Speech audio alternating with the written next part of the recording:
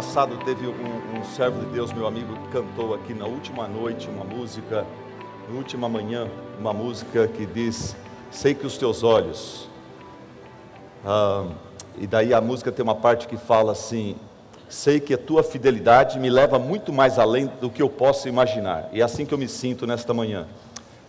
Eu olho para trás, há 30 e tantos anos atrás, quando eu entreguei minha vida a Cristo para o ministério, para servi-lo. Eu praticamente me joguei diante de Deus, falei: se você não quiser, você vai me empurrar para longe de ti.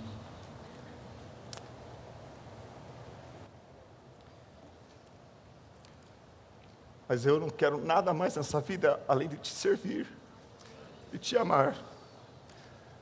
Eu falei: deve ter alguma igrejinha nesse Brasil, algum interiorzão lá, que precisa de um pastor. E eu estou disposto a ser esse homem. Minha igreja não me reconhecia na época, demorou um tempo para a igreja ver o chamado de Deus na minha vida, foi muito difícil, mas o pastor Ricardo Denham viu isso e investiu na minha vida. Hoje seu filho ora por mim aqui, o Ricky, e foi o Ricky que me encorajou a fazer este livro, depois o Tiago, minha esposa, e eu agradeço a Deus por esses irmãos. Ok, vamos tentar ventilar um pouco aqui. Eu hoje me sinto, irmãos, como aquele homem que morava na zona leste de São Paulo, José. José era um incrédulo, era um escarnecedor, e ele não cria em Deus, mas um dia, lá na zona leste, choveu muito, e a sua casa foi inundando, ele terminou no telhado da casa, e ali quando ele viu que ele ia morrer, ele e o cachorro ali, ele finalmente clamou pelo Senhor, e pediu a salvação do Senhor, e declarou sua fé em Deus. Um helicóptero da prefeitura veio e tirou ele de lá. Daí ele se converteu, e o que o José mais gostava de fazer depois da sua conversão, era de contar o seu testemunho. Ele ia de igreja, sabe aquele irmão que vai de igreja em igreja, e quando dá a oportunidade ele levanta a mão e ele dá o seu testemunho? Esse era o José. José amava dar o seu testemunho. Quando ele morreu, foi para o céu, ele ficou sabendo que na solenidade inaugural do céu, todo mundo ia poder dar um testemunho. Ele ficou feliz da vida: eu vou poder falar de como que eu fui salvo naquela inundação na zona leste, como que eu entreguei minha vida a Deus naquele telhado, as pessoas vão se emocionar aqui no céu com o meu testemunho. Mas quando ele olha o programa, ele percebe que antes dele tem um tal de Noé que vai dar o seu testemunho.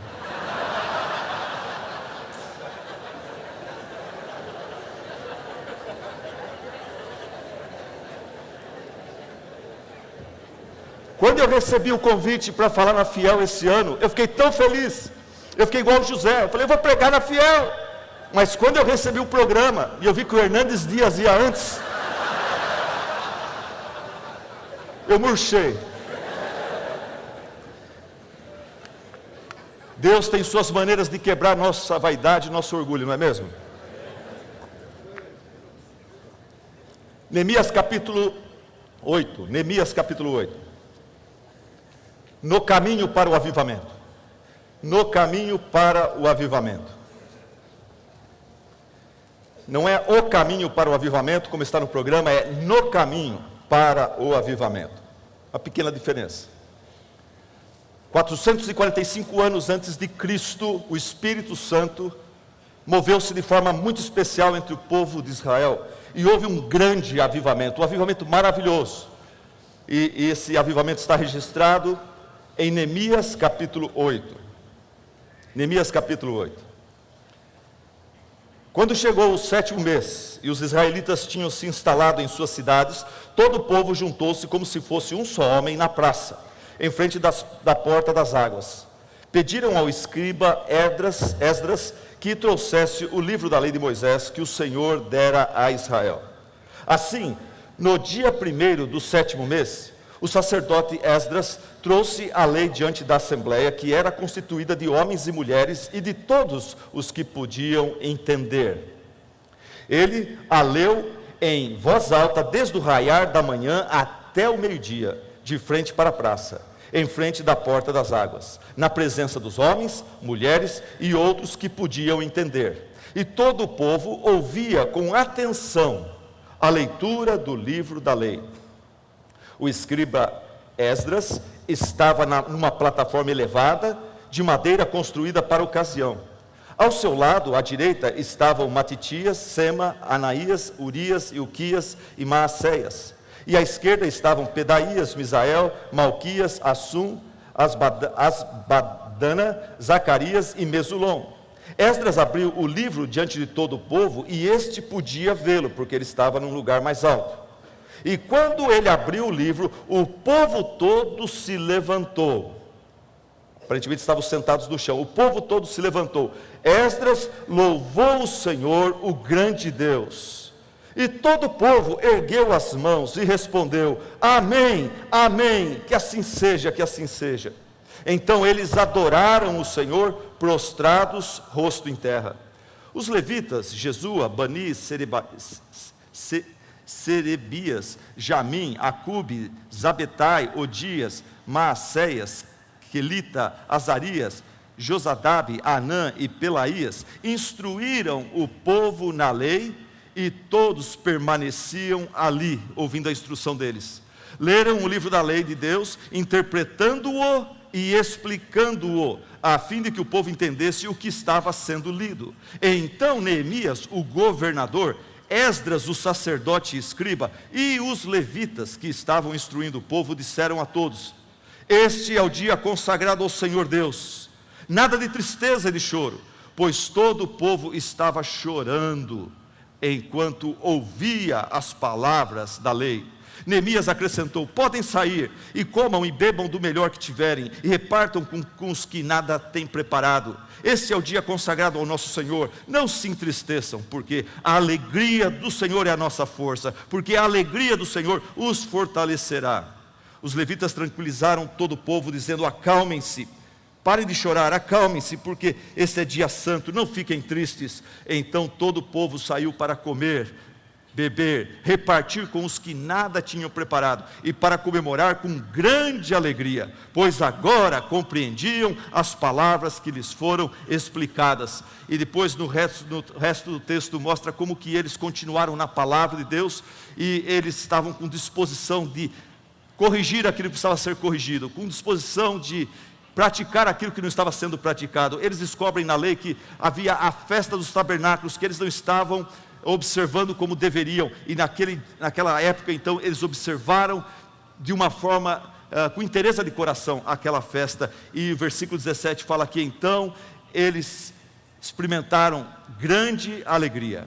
A alegria deles foi muito grande. Quando a gente obedece ao Senhor, a gente às vezes tem que abrir mão dos prazeres passageiros do pecado, mas Deus não nos deixa sozinhos, Deus não nos deixa de mãos vazias, Ele nos confere a sua alegria, a alegria celestial.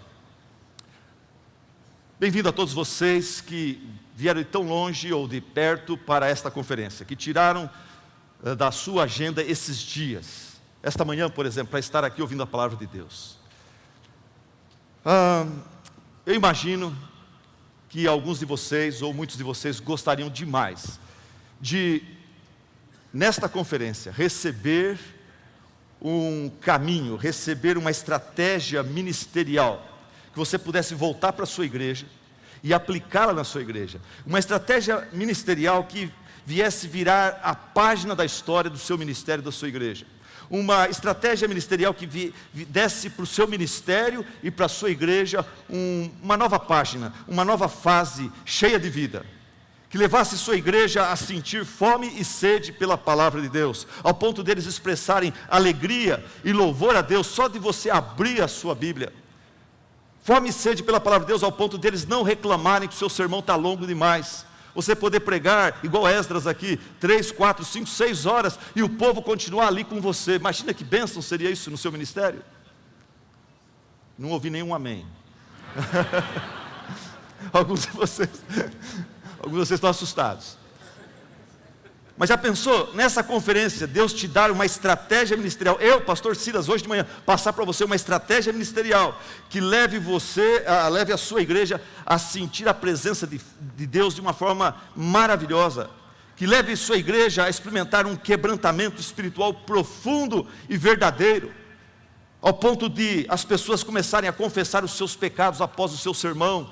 No momento de oração, as pessoas começarem a vir à frente e começar a confessar os seus pecados publicamente, ao ponto de você precisar exortar sua igreja a parar de chorar na presença do Senhor em arrependimento, ao ponto de os membros renovarem os seus votos com Deus, sua aliança com o Senhor, voto de santidade, ao ponto de sua igreja começar a adorar a Deus com muita alegria, entusiasmo e vida, ao ponto da sua igreja, seu ministério, experimentar um verdadeiro avivamento espiritual. Você já imaginou você voltar desta conferência com esta estratégia, com este novo método de crescimento de igreja, que vai revolucionar seu ministério e sua igreja? Não é isso que todos nós gostaríamos?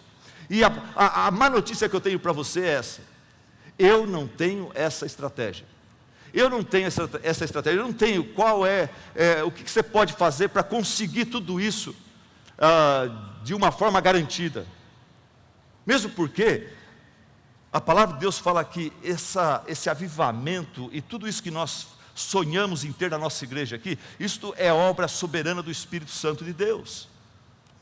Martin Lloyd Jones já disse há muitos anos atrás que o avivamento espiritual é uma experiência na vida da igreja, quando o Espírito Santo realiza uma obra incomum, primeiramente entre os membros da igreja. É um reviver dos crentes, um despertamento de membros de igreja que se acham letárgicos, dormentes, quase moribundos. Wilbur Smith falou: um avivamento provém de Deus, ou então ele não é absolutamente avivamento. James Stewart falou: o verdadeiro espírito do avivamento está fora do controle do organizador, do pastor, do propagandista. Ele não pode ser criado por técnicas, por modelos de igreja, por estratégias humanas. Ele não pode ser promovido pela tinta da sua impressora. Mas eu quero dizer para você nesta manhã, a minha ideia nesse sermão, nesta manhã, é essa aqui: apesar de eu não ter essa estratégia mágica que você pode levar para a sua igreja, para causar um grande e maravilhoso avivamento lá, apesar de nós não termos capacidade de produzir avivamento por nós mesmos, nós podemos nos colocar no caminho que o Espírito Santo usa, quando Ele decide trazer um avivamento sobre uma igreja, sobre um pastor, sobre um ministério. Então meu desafio hoje de manhã é este: que nós nos coloquemos no caminho que o Espírito Santo costuma usar para trazer avivamento para a sua igreja. Nós vamos fazer a dica que eu estou dando a você, o desafio que eu estou dando a você, é a mesma estratégia do cego na estrada para Emaús. Ele não tinha poder, controle e governo sobre Cristo Jesus e seu ministério, mas ele se colocou no caminho pelo qual Jesus ia passar, e ele clamou em alta voz, até que Jesus o escutou e atendeu o seu clamor. A situação nos dias de Neemias não estava fácil. A única solução para aquele povo frio espiritualmente seria o mover soberano, todo-poderoso do Espírito Santo de Deus. E a situação nossa hoje, crentes brasileiros, a situação da igreja brasileira hoje não é diferente. A nossa situação também está terrível, meus irmãos. Abra os olhos, para de se iludir com o Ibope, para de se iludir com as estatísticas que o governo faz. Os evangélicos estão crescendo e crescendo. A situação nossa como povo de Deus aqui no Brasil está terrível. A maioria das nossas igrejas estão caídas na idolatria dos artistas gospels. É ou não é? Eu fui pregar numa igreja em Salvador, alguns anos atrás, e o pastor organizou esta conferência bíblica, um bairro pobre, muito populoso, igreja muito grande. Eu nem sei se esse irmão está aqui comigo hoje, mas na primeira noite ele esperava tanta gente e veio pouca gente, e ele ficou decepcionado. E ele falou assim para mim: pastor, se nós tivéssemos anunciado aqui ele falou: não sinta-se chateado não, porque o meu povo é assim mesmo. Se eu trouxer o pastor Shed aqui, e eu falo: a entrada grátis, você vai ter todo o material da conferência de graça, o pastor Shed vai vir aqui. Vem poucas pessoas. Mas se eu convidar um artista evangélico, se eu convidar o Thales, se eu convidar a Ana Paula Valadão, e cobrar R$50 desse povo, eles lotam isso aqui fica tomado de Valadetes. Igreja brasileira idolatrando artistas gospel. Igreja brasileira, idolatrando modelos e programas. Tudo que se produz lá fora vem para cá, e os pastores em conferências como esta voltam para suas igrejas com ideias revolucionárias. Há uns anos atrás era tal de igreja com propósito, depois veio G12, depois veio MDA, depois veio igreja em células. Hoje nas igrejas, entre pastores, não se pergunta mais, você está em Cristo? A pergunta não é mais essa, você está em Cristo? A pergunta hoje é, você está na visão? Se você não está na visão, o pastor já se afasta de você. Gente, esse negócio de modelos e programas, eu estou no ministério já há algum tempo. Isso é um engodo, cuidado com isso. Eu até diria a favor dos modelos o seguinte: todo modelo tem alguma coisa de bom. O meu ministério é uma coxa de retalho. Eu peguei de cada modelo, eu peguei algo de bom que tem lá, algo que é bíblico, algo que faz parte da eclesiologia bíblica. Normalmente o modelo, ele procura trazer de volta, resgatar alguma coisa que a igreja esqueceu. Só que no afã de fazer isso, o modelo, o pacote, o que ele faz? Ele relembra algo, ele implementa, traz de volta algo que a igreja tem negligenciado, tipo louvor, adoração, anos 80, 90, missões, discipulado, mas daí ele negligencia tudo o resto, porque ele também faz a promoção de algo de forma exagerada.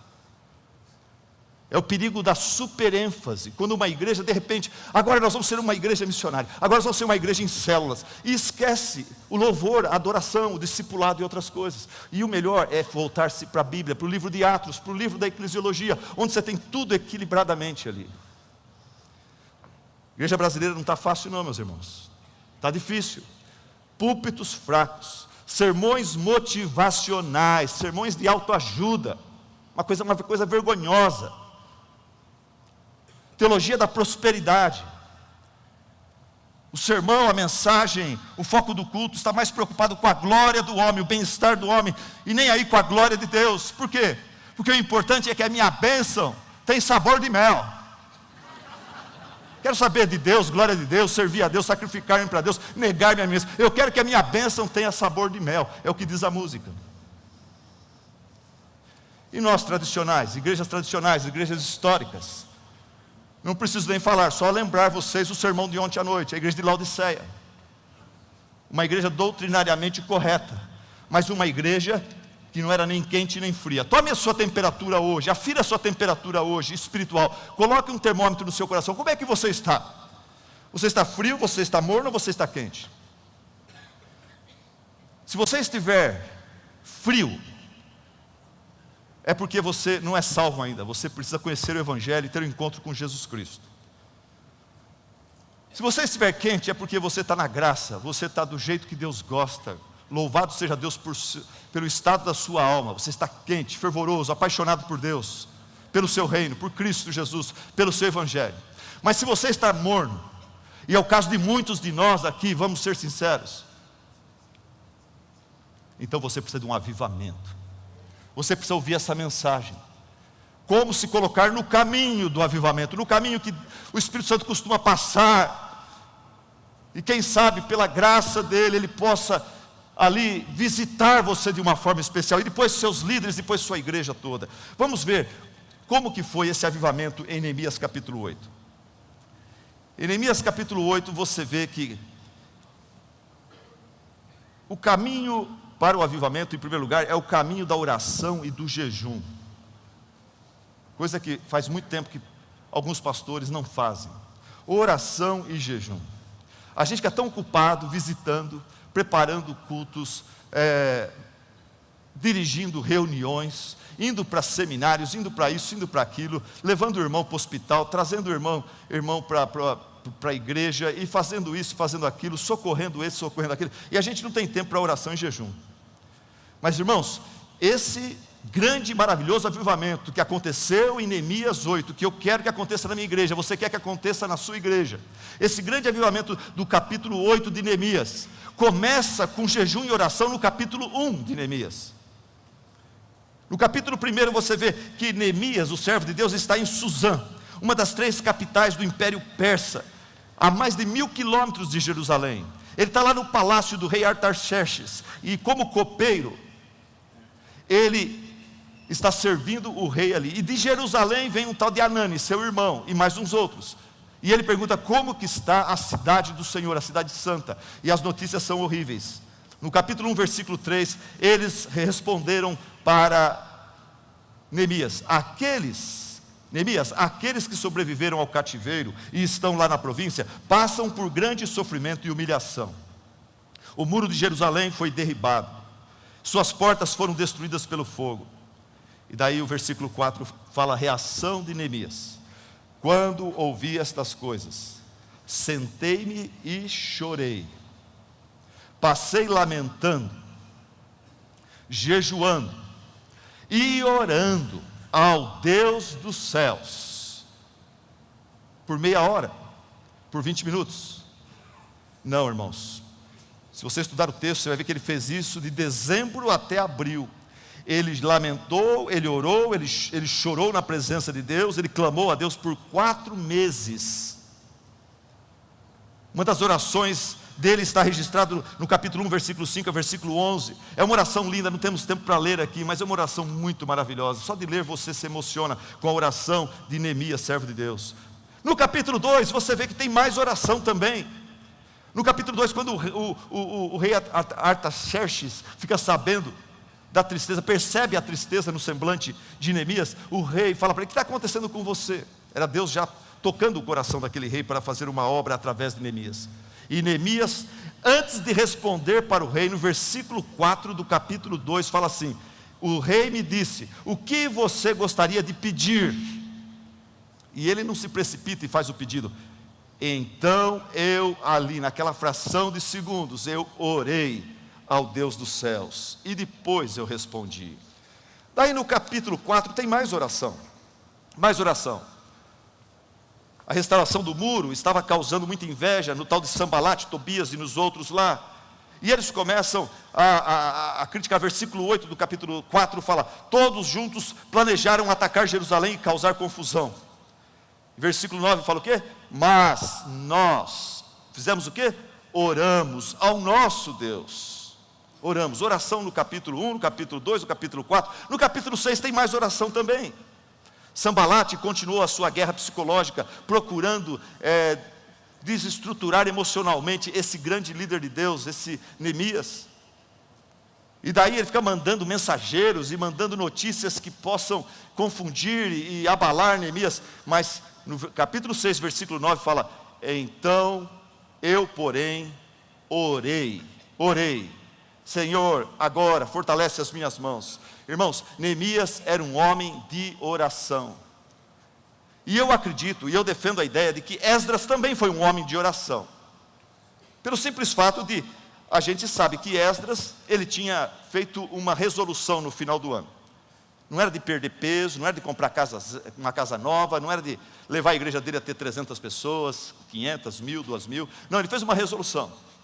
Uma resolução sábia, de estudar a palavra de Deus, entender a palavra de Deus, de praticar a palavra de Deus e de ensinar a palavra de Deus. E nós sabemos que a palavra de Deus fala muito sobre oração. E obviamente Esdras foi também um homem de oração. Em Neemias, no capítulo 9, versículo 3, nós vemos ele dirigindo um culto de oração de 6 horas. 3 horas lendo a palavra, depois 3 horas orando, confessando pecados. Esdras e Neemias eram homens de oração. E você, pastor? E você, líder, que está aqui nesta conferência, você é uma pessoa de oração? Escute as palavras de Martin Lloyd Jones, para você, pastor, para você, líder. Há muitos anos atrás, Martin Lloyd Jones falou assim: qual foi a última vez que você ouviu alguém orando por avivamento, pedindo que Deus abrisse as janelas do céu e derramasse porção dobrada do poder do seu Espírito sobre o seu ministério, sobre sua igreja? Qual a última vez que você mesmo, pastor, líder, orou assim por você mesmo? Daí ele diz assim: acredito que isso tem sido totalmente negligenciado. Nós somos culpados de esquecer da autoridade, do poder do Espírito Santo a favor da sua igreja, e por isso nós não clamamos por avivamento que só Ele pode realizar. E Lloyd Jones vai adiante e fala uma coisa que me desafia você também. Pastor, coloca na sua cabeça: quando o Espírito Santo se move através de um avivamento menor ou maior, Ele realiza coisas que a igreja, em 40 ou 70 anos de ministério, e programações e esquemas, ele não consegue realizar. Meu pai assumiu uma igreja, muitos anos atrás, uma igreja batista do Carandiru, uma igreja que estava morna. Os homens e jovens sentavam todos no banco de trás. Meu pai ali, com alguns irmãos mais fiéis, tentando batalhar e levar aquela igreja para frente. E eu creio que eu tive o privilégio de participar, de experimentar um pequeno avivamento do Espírito Santo naquela igreja. Eu, aquele missionário, aquele que está aqui, trabalha com a gente lá em Tupã, e um tal de Doda, um amigo nosso. Nós decidimos começar a nos reunir para orar, e depois pegar o violão, ensaiar alguma música para apresentar na igreja, em louvor e adoração a Deus. Nasceu esse desejo no nosso coração. Uma tia me deu um violão, eu gostava de tocar violão, e eu consagrei. Eu não conseguia aprender a tocar violão, gente. Eu tentava, não conseguia. Um dia eu fiz uma promessa para o Senhor: se o Senhor me der o dom de tocar isso aqui, eu prometo que eu nunca usarei isso para louvor de outrem, mas para teu louvor e tua glória. E Deus, de repente, consegui 3 notas, 3 músicas, uma música eu conseguia tirar, daí consegui 4 notas, e mais outra música, e a gente se reunia para oração, e para ensaiar essas canções, e apresentar domingo à noite, e o Espírito Santo usou aquele trio, acho que era um quarteto, tinha a irmã daquele também, que já está na glória, aquele quarteto se tornou um quinteto, o pastor Gessé veio fazer parte daquilo, daqui a pouco veio mais um outro, naquela época eu encontrei-me com o pastor Ricardo, nós tínhamos um grupo de 40, 50 jovens agora, fazendo parte desse grupo que se reunia para oração e para ensaiar alguma música para cantar na igreja. Meu pai ficou feliz da vida, a igreja ficou feliz da vida, porque os jovens agora não sentavam lá no fundo mascando chicletes, escrevendo, rabiscando o banco, agora eles sentavam no banco da frente, eles participavam do culto. Daqui a pouco nós começamos a chamar pastores de outras igrejas para vir ministrar a palavra para nós. Daqui a pouco nós começamos a ir em Mariporã, e na Praça da Luz, fazer ar livres, e distribuindo folheto, cantando com uma camiseta escrito "Um Só Caminho, Jesus". O nome do grupo ficou "Um Só Caminho, Jesus". E desse grupo saiu muita coisa boa, a igreja foi reavivada, os cultos começaram a ficar vivos, e os cultos, meu pai ele foi motivado e foi encorajado no final do seu ministério, e agora ele pregava com um novo vigor, com um novo ânimo, e a igreja cresceu, e dali saíram vários pastores. Eu estava contando hoje de manhã, 7, 8 pastores, missionários saíram daquela igreja, várias esposas de pastores saíram daquele pequeno avivamento ali na igreja Batista do Carandiru. Um dos jovens que saiu dali foi o Zé Bruno, que foi trabalhar depois com o bispo Hernandes, é isso? Apóstolo Hernandes. E depois, eventualmente, esse jovem, ele deixou aquele movimento. E hoje ele diz para todo mundo: eu estou voltando às minhas raízes. Eu estou voltando à pregação da Bíblia de forma expositiva. A última vez que eu encontrei com ele, no casamento do Diego, ele falou que ele estava estudando com a sua igreja o livro 9 Marcas de uma Igreja Saudável. Mas enfim, irmãos, vamos orar, vamos esperar do Senhor um avivamento. Aquilo que o Espírito Santo faz numa noite, numa semana, num mês, é muito mais do que você vai talvez tentar fazer sozinho em 70 anos. Vale a pena orar, jejuar por um avivamento, por uma visitação do Espírito de Deus. Segundo aspecto desse caminho que o Espírito Santo costuma usar para trazer avivamento para a sua igreja, é o caminho do estudo e prática da palavra. O caminho do estudo e da prática da palavra. Eu estou falando aqui de beabá, mas é de beabá que nós precisamos. John Piper, falando sobre a importância de orarmos por avivamento, ele denunciou aqueles que oram por avivamento, mas recusam o estudo da palavra e a obediência da palavra. John Piper fala: tem gente que viu que avivamento é coisa boa, e até está orando por avivamento, mas recusa o estudo sério da palavra e a obediência à palavra. Ele cita A.W. Tozer, e a citação que ele faz é esta: muitos grupos têm orado por avivamento, mas pouco avivamento tem acontecido. Acredito que o problema é que muitos estão substituindo a oração pela obediência e santificação de vida.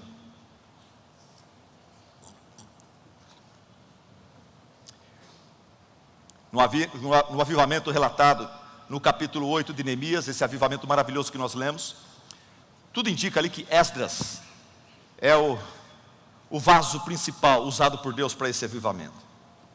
Está ele, está Neemias, estão os levitas. Eu achei muito legal isso. Os levitas envolvidos no ensino, no discipulado, na pregação da palavra. Não é só tocar, não é só cantar, mas é também ministrar a palavra. Mas Esdras, ele é o vaso principal. E a pergunta que eu faço é: por que Esdras é o vaso principal usado por Deus, destacado por Deus, nesse avivamento de Neemias capítulo 8? Estudando esse texto, você vê que o texto não destaca a eloquência de Neemias. O texto não destaca a boa aparência de Neemias. O texto não destaca o bom senso de humor, as piadas engraçadas de Neemias, para atrair o povo. O texto não fala sobre o carisma desse homem, sobre a sua capacidade de argumentação, sua elaboração filosófica que enriquece os sermões. Não fala nem mesmo dos seus insights provenientes da sua faculdade de psicologia, que ele insere nos sermões e a igreja baba. Não, o texto destaca o compromisso desse homem com a palavra de Deus. Esdras assumiu um compromisso que eu e você precisamos assumir, e eu já citei aqui, Esdras 7:10. Pois Esdras tinha resolvido no seu coração, decidido fazer uma coisa: dedicar-se a estudar a lei do Senhor. Atos 6, nós vemos os apóstolos fazendo a mesma coisa. Vamos estudar a lei do Senhor, vamos praticá-la e vamos ensinar os seus decretos e mandamentos aos israelitas. É o compromisso de Esdras que eu e você precisamos ter, o compromisso entre a ortodoxia e a ortopraxia. O pastor falou isso ontem. A sã doutrina e o bom testemunho, a vida, doutrina e vida. Tem pastor que fala assim: eu não sei porquê, eu já tentei de tudo, mas meu ministério não decola. Eu e minha esposa adotamos uma calopsita. O irmão que está aqui me deu uma calopsita. E ela não decolava também não. A gente podia soltá-la na sala, podia soltá-la na varanda. Ela ia não decolava. Por quê? Porque minha esposa levava ela no veterinário para cortar a asa dela. Calopsita com uma asa só não voa. Pastor, ministério com uma asa só não voa. Não adianta ortodoxia só. Não adianta ortopraxia só. Precisa duas coisas. Vamos estudar a palavra, vamos praticá-la. E vamos ensinar o povo a voar com essas duas asas. Pastor, tenta as duas asas. Tiago 2,17 fala: a fé sem obras é morta. Eu quero aplicar isso para mim, para você, pastor. O bom pregador sem bom testemunho é morto.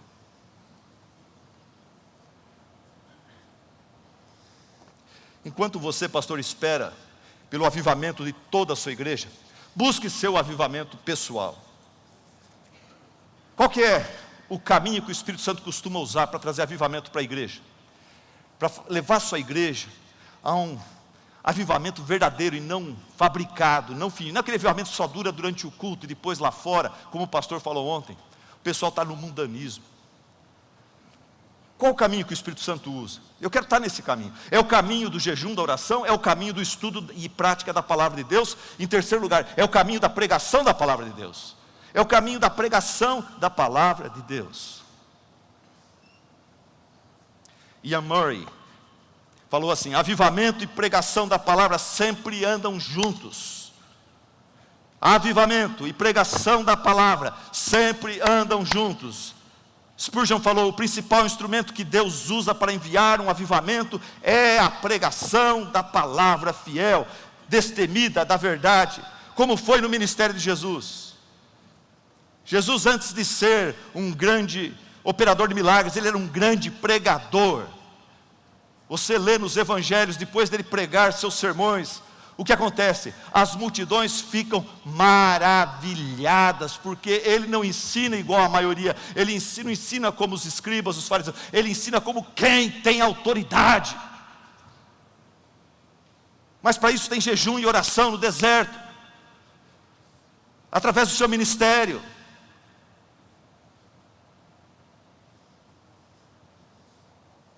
Martin Lloyd Jones fala assim: a missão principal da igreja e dos pastores não é visitação, não é fazer programação especial, dia do missionário, dia da árvore, dia da professora. Tem pastor que é evento, e a palavra já diz: é evento.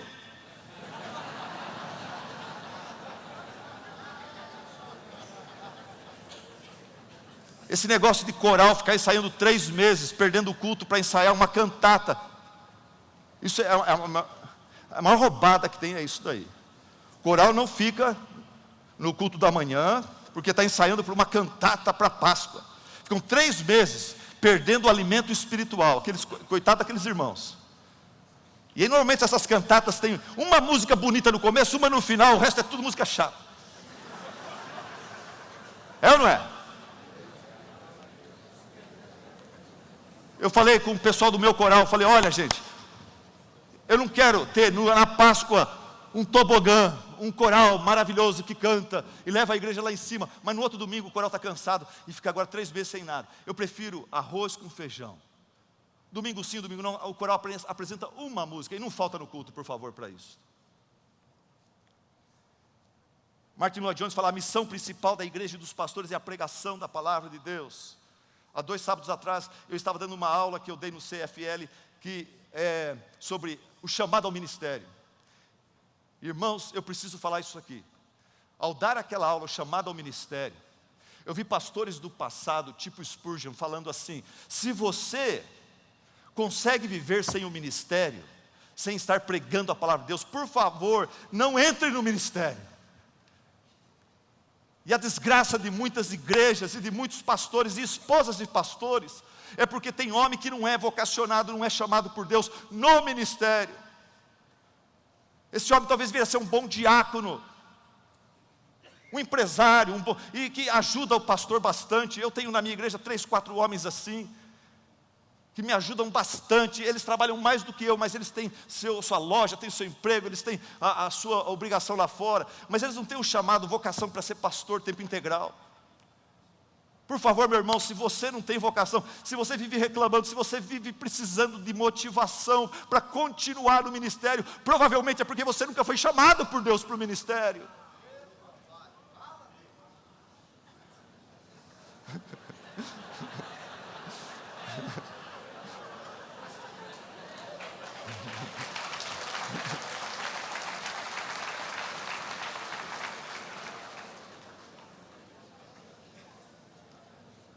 Deixa eu sair desse assunto, vamos para o outro.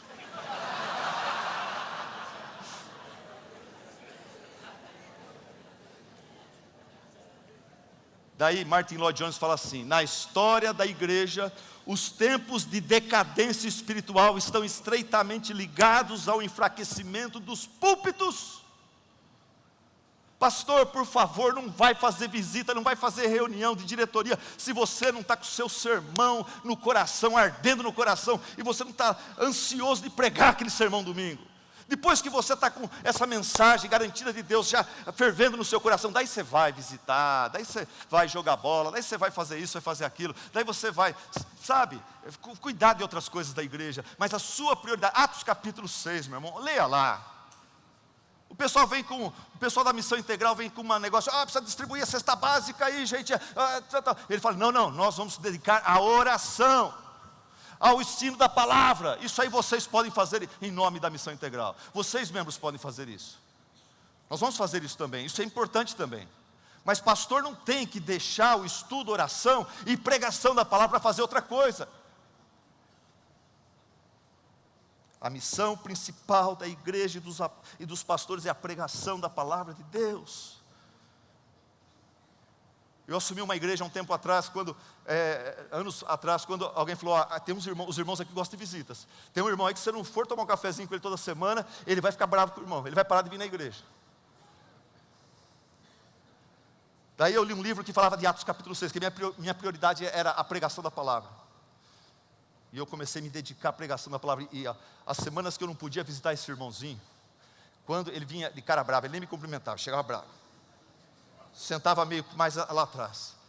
Mas quando eu pregava a palavra de Deus, com entusiasmo, com paixão, esse irmão na porta me abraçava, ele fazia as pazes comigo, ele me perdoava do cafezinho que eu não tomei com ele. Esdras e os levitas levaram para o púlpito daquela conferência, porque aquilo foi uma conferência, né? Na praça da Porta das Águas, Todo mundo se juntou, uma plataforma como essa, Esdras lá, os levitas lá. O que Esdras levou para essa conferência? Por acaso ele levou uma palestra motivacional? Por acaso ele levou um sermão temático de autoajuda? Como vencer os gigantes da sua vida? Simplicidade, coragem, determinação, celebração. Você sai do sermão olhando para Davi, não olhando para Cristo. Vencer os seus gigantes. Davi agora é meu modelo, meu herói. Paulo falou: sede meus imitadores como eu sou de Jesus, não de Davi. O que Esdras levou para aquela palestra, para aquela conferência, meus irmãos? Ele levou uma mensagem antropocêntrica. Por acaso, eu pergunto para vocês, ele levou uma mensagem antropocêntrica? O título da sua mensagem era: você não merece essa dor. Você quer lotar a igreja? Prega sermão desse jeito. Só que o pessoal que lota a sua igreja é aquele pessoal que do mesmo jeito que vem, vai embora. Assim que a dor deles é meio que aliviada, ou se aparece um pregador que prega uma mensagem motivacional melhor que a sua, eles vão embora também. Você merece essa dor? Eu vi esse sermão, eu vi alguém pregando um sermão assim: você não merece essa dor. Irmãos, esse é o tipo do sermão que incentiva as pessoas à autocomiseração. Daí o pregador, de uma forma muito hábil, começa: eu estou vendo aqui esposas mal amadas. Eu estou vendo aqui pais machucados pela ingratidão dos seus filhos. E todo mundo começa a chorar, tirar o lenço e chorar, porque todo mundo começa a sentir dó de si mesmo. E ninguém sai confortado ou consolado. Depois ele xinga o capeta e todo mundo vai embora. A culpa é do capeta. Você não é responsável por nada. O que Deus faz para confortar e consolar Jó? O que Deus faz para confortar e consolar? Deus chega e abraça Jó, coloca ele no peito, coloca um lencinho e fala: Jó, eu vou chorar com você aqui. Realmente, desculpa, Jó, perdão. Você não merece essa dor, Jó. Não, Deus não faz isso. Deus fala: Jó, olha para a minha glória, olha para o meu poder, olha para a minha soberania. Isaías 40, o povo está desanimado, o povo está se achando mal amado. O que o salmista faz? O que Deus faz? Deus fala: ei, olhem para mim, a quem vocês me compararão? Com quem vocês me compararão? Olhem para a minha grandeza, para a minha sabedoria, para o meu poder. E daí o povo termina com aquela palavra. Quando o povo no culto para de olhar para as suas mazelas e olha para a glória de Deus, eles saem confortados. Mas esse não é meu assunto, vamos continuar aqui. Esdras levou para o púlpito daquela conferência a espada do Espírito. Não foi sermão motivacional de autoajuda, não foi mensagem antropocêntrica, mensagem de conforto, de motivação. Ele levou a espada do Espírito, a simples e pura palavra de Deus. Capítulo 8, versículo 2 fala: o sacerdote Esdras trouxe a lei diante da assembleia. Capítulo 8, versículo 5 fala: Esdras abriu o livro da lei diante de todo o povo. Versículo 3 fala: ele leu em alta voz desde o raiar da manhã até o meio-dia. Esdras e os levitas levaram para o púlpito sermões expositivos, irmãos. É isso que eu estou vendo aqui, primeira menção de sermão expositivo na palavra de Deus, no capítulo 8, versículo 8. Leram o livro da lei de Deus, diz o versículo. Leram o livro da lei de Deus, interpretando-o e explicando-o, a fim de que o povo entendesse o que estava sendo lido. Versículo 12 fala que o povo saiu feliz, porque o sermão não foi complicado. O sermão não foi uma enrolação. Eles saíram alegres porque agora compreendiam as palavras que lhes foram explicadas. Esdras sabia que a pregação da palavra de Deus é a exposição pública das Escrituras pelo homem enviado por Deus, na qual o próprio Deus está presente em julgamento e graça. Pastor, quando você está pregando, domingo de manhã, domingo à noite, quinta-feira, Deus está presente em julgamento e graça. Deus ali está tocando as consciências, encorajando os que estão fiéis, desafiando, exortando os que são infiéis. As maiores decisões que eu tomei na minha vida, meus irmãos, foi durante um sermão. Eu venho para a igreja com uma decisão importante que eu não sei o que fazer, e Deus, através da música, através do culto, através do sermão, Deus fala: Silas, não compre esse carro. É uma roubada. Ou então, compre esse carro, eu estou contigo, vai ser bom para o ministério, vai ser bênção. Silas, não casa com essa moça, não promete casamento para ela, casa com a Vanger. Foi num púlpito, foi no meio do sermão que Deus falou comigo. Os crentes vêm para a igreja com decisões do dia a dia, e Deus fala, Deus toca, Deus repreende.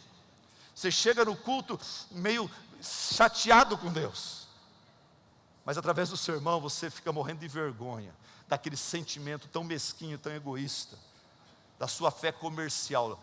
Leia meu livro, fala sobre fé comercial. O último capítulo, não são os outros não, o último capítulo é um sermão avulso, fala sobre a fé crédula, a fé comercial, fala sobre a fé, enfim, lê lá, senão eu te dá todo o sermão, você não compra.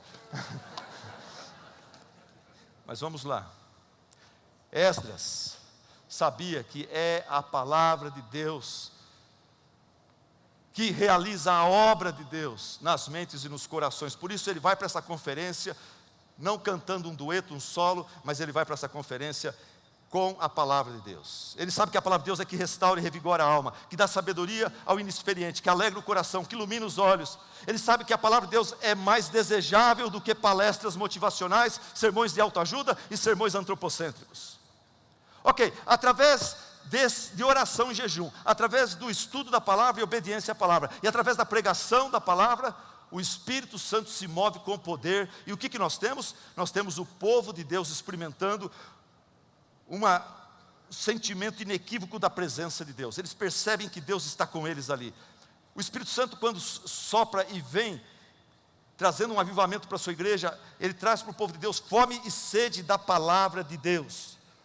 O povo ergueu as mãos, quando ele abriu a Bíblia, o povo ergueu as mãos e disse amém, amém. Eles adoraram o Senhor, prostrados em terra. Avivamentos trazem manifestações físicas, emocionais. Avivamentos costumam desengessar as igrejas, às vezes até trazendo alguns excessos, porque tem gente que viaja na maionese espiritual do Espírito Santo, né? Tem aquela irmã, aquele irmão que é mais emotivo, e Deus está visitando, tocando os corações, e o irmão começa a gritar muito, começa a dançar.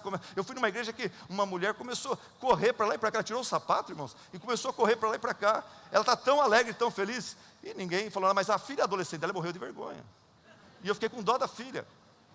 Mas, irmãos, deixa eu falar uma coisa para você. Nós, reformados, nós morremos de medo de manifestações emotivas no culto.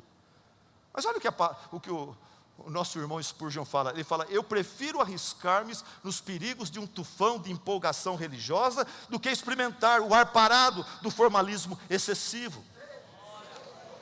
Amém? Você sabe daquela igreja extremamente tradicional e engessada? O pastor sempre entrava, tem um processional, o pastor entrava, pegava o microfone e falava, paz seja convosco. E todo mundo falava, e com o Senhor também. Pode se assentar. Não é, essa era a tradição deles. Mas teve um dia que o pastor, ele entrou e ele pegou o microfone, e o microfone não está funcionando. E ele falou, não saiu nada, daí ele bateu no microfone. O microfone começou a funcionar, ele não percebeu, mas ele falou assim, tem algo de errado com esse microfone. E saiu bem alto, e todo mundo falou, e com o Senhor também.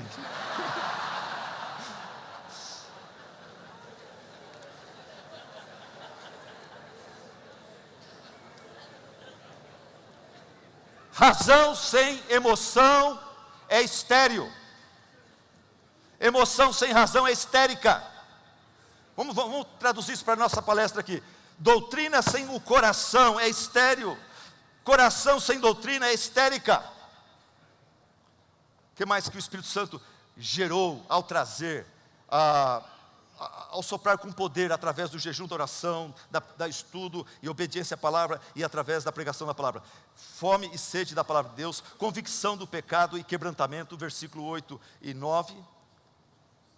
Eu vou ter que pular várias coisas, que meu tempo está acabando aqui. Alegria, celebração, generosidade, versículo 12. Disposição para obedecer a palavra de Deus, no capítulo 8, versículo 13 e 14. Eles voltaram a celebrar a festa dos tabernáculos.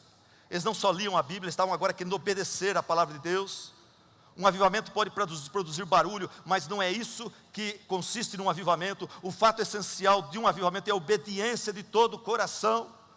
Pastor Nelson, nos anos 70, 80, meu colega, foi meu padrinho de casamento, ele ouviu falar sobre um avivamento entre o povo Zulu, e ele tinha dinheiro, ele pegou o avião e foi lá ver. esse avivamento. Quando ele voltou, ele estava na faculdade teológica comigo lá em São Paulo. Eu falei, e aí pastor, como é que foi lá? Ele falou, bem calmo, ele falou, sabe o que eu vi lá? Os maridos estão amando suas esposas, as esposas estão se submetendo aos seus maridos, as crianças estão obedientes aos pais, está todo mundo levando Cristo, a palavra, a oração, a igreja a sério. É isso que eu vi lá. Eu vi lá pessoas que antes tinham uma vida bagunçada, agora obedecendo os princípios básicos da palavra de Deus. Avivamento pode produzir barulho, sim, mas não é isso que é o coração do avivamento. O fator essencial é a obediência de todo o coração. Depois nós vemos no capítulo 9, mais jejum, mais leitura da palavra de Deus e mais confissão de pecados. Depois nós vemos louvor e adoração no capítulo 9, louvor teocêntrico, não antropocêntrico. Depois nós vemos o povo fazendo uma aliança com Deus, oficialmente, assinando embaixo, de que vão praticar a justiça, vão buscar a santidade. Uma coisa maravilhosa. Meus irmãos, concluindo essa mensagem. Pastor e líder, não é isso que você deseja para a sua igreja? Não é esse tipo de avivamento que você deseja no seu ministério, na sua vida?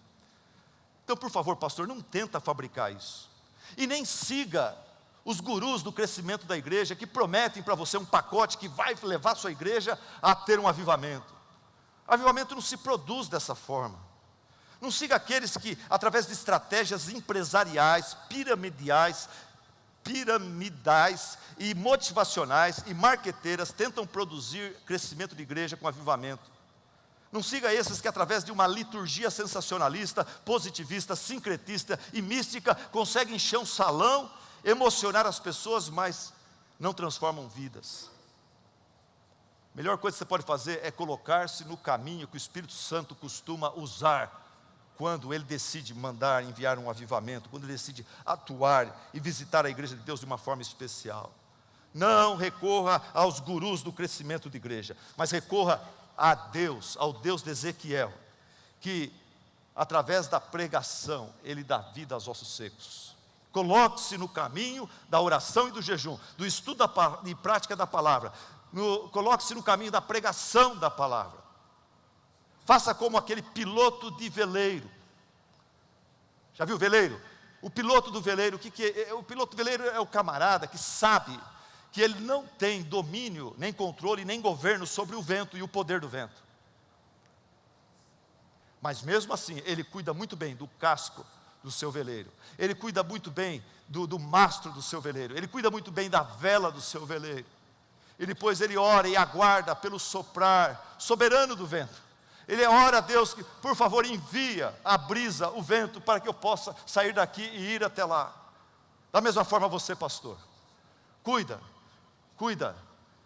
da sua vida de oração, cuida dos seus estudos, cuida da sua santidade de vida e prática da palavra, cuida da pregação, cuida do seu púlpito, e ore que Deus sopre, o Espírito Santo sopre com poder, e abençoe o seu povo, abençoe o seu ministério. Vamos orar. Querido Deus e Pai, tem misericórdia de nós, Pai. Conforme falamos no início desta mensagem, naquela pequena análise, Senhor, como a nossa igreja, Senhor, a igreja brasileira precisa de um avivamento espiritual, e por esse avivamento nós clamamos. Querido Deus, tem misericórdia de nós. Senhor, obrigado por esses irmãos que aqui estão aqui, Senhor, porque estão atrás, Pai, de comida sólida, estão atrás, Pai, de literatura que realmente nos remeta de volta a Tua palavra. Abençoa Teus servos, encoraje-os, Pai, encoraje os líderes aqui presentes, as igrejas aqui representadas, Pai. Ajuda-nos, Pai, a seguirmos o exemplo de Esdras, de Neemias. E, Senhor, derrama do Teu Espírito sobre nossos ministérios, sobre nossa vida, sobre nossas igrejas. Nos dá alegria, Senhor, de fazer diferença nesse país. Obrigado pelos tantos outros pastores e igrejas que aqui não estão representados, mas, Senhor, que estão na mesma visão, a visão bíblica de avivamento. Abençoa os Teus servos, Pai. Muitos da minha região gostariam de estar aqui, não puderam, Senhor. Abençoa aqueles servos, Pai, Teus, e abençoa todos nós. Que o Teu nome assim seja exaltado e glorificado na terra do Brasil. É o que nós lhe pedimos e agradecemos em nome de Jesus. Amém, amém e amém.